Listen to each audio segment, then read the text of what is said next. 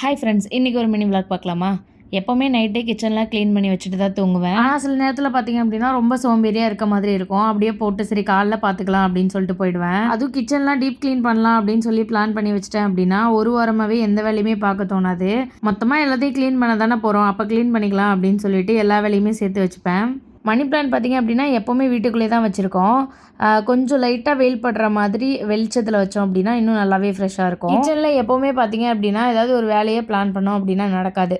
ஆனால் யதார்த்தமாக ஏதோ ஒரு விஷயத்தை க்ளீன் பண்ண போவோம். அன்னைக்குன்னு பார்த்து ஃபுல் கிச்சனையுமே க்ளீன் பண்ணிட்டு இருப்போம். இன்றைக்கும் அதே தான் நடந்துச்சு. சரி பாத்திரத்தெல்லாம் வாஷ் பண்ணிட்டு சமைக்கலாம் அப்படின்னு சொல்லி தான் பிளான் பண்ணி கிச்சனுக்குள்ளே போனேன். சரி இந்த அடுப்பு ரொம்ப அழுக்காக இருக்கே, இதை மட்டும் தொடச்சி விட்டு நம்ம சமைக்கிறதுக்கு ஆரம்பிக்கலாம் அப்படின்னு சொல்லி ஒரு தப்பான முடிவை கையில் எடுத்துட்டேன்னு நினைக்கிறேன்.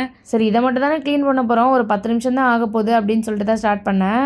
ஆனால் க்ளீன் பண்ணும்போது பார்த்திங்க அப்படின்னா அந்த சோப்பு தண்ணி ஃபுல்லாக கவுண்டர் டாப்பில் ஊற்றிருச்சு. இதை துடைக்கிறதுக்கு எவ்வளோ நேரம் ஆக போகுதுன்னு சொல்லிட்டு அடுப்பை தூக்கி கீழே வச்சுட்டு இதை தொடச்சி விட்டேன்னா அந்த சைடு பார்த்தோம் அப்படின்னா அது அதுக்கு மேலே இருந்துச்சு. சரி அதையும் தொடச்சி விட்டுறலாம் அப்படின்னு சொல்லிட்டு எல்லாத்தையும் கீழே எடுத்து வச்சு அந்த சைடும் ஃபுல்லாக க்ளீன் பண்ணி விட்டேன். கிச்சன்லாம் நல்லா பெருசாக தான் இருக்கும். ஆனால் நம்மளுக்கு பாத்திரம் வைக்கிறதுக்கான ப்ளேஸும் ப்ளஸ் கபோர்ட்லாம் எதுவுமே இருக்காது. அதனால் அந்த கவுண்டர் டாப் மேலேயே பார்த்திங்க அப்படின்னா எல்லாத்தையும் போட்டு வச்சுருக்க மாதிரி இருக்கும். ஓரளவு ஏதோ கிச்சனை க்ளீன் பண்ணியாச்சு. அடுத்தது இந்த பிளாஸ்டிக் பாட்டில்ஸ் எல்லாமே கழுவி காய வைக்கணும். அதை இன்னொரு நாள் பார்த்துக்கலாம் அப்படின்னு சொல்லி விட்டுட்டேன். இந்த கருத்துணி எல்லாமே பார்த்திங்க அப்படின்னா ரொம்ப எண்ணெய் பிஸ்காக இருந்தது. ஸோ சர்ஃபெக்சல் போட்டு லைட்டாக தண்ணி கொதிக்க வச்சு கொஞ்சம் நேரம் ஊற வச்சு வாஷ் பண்ணோம் அப்படின்னா போயிடும். இதுக்கு மேலேயே சமைக்காமல் சுற்றிட்டு இருந்தேன் அப்படின்னா அடுத்து சண்டை தான் வரும். ஸோ இன்னொரு விளாகில் பார்க்கலாம். பாய்.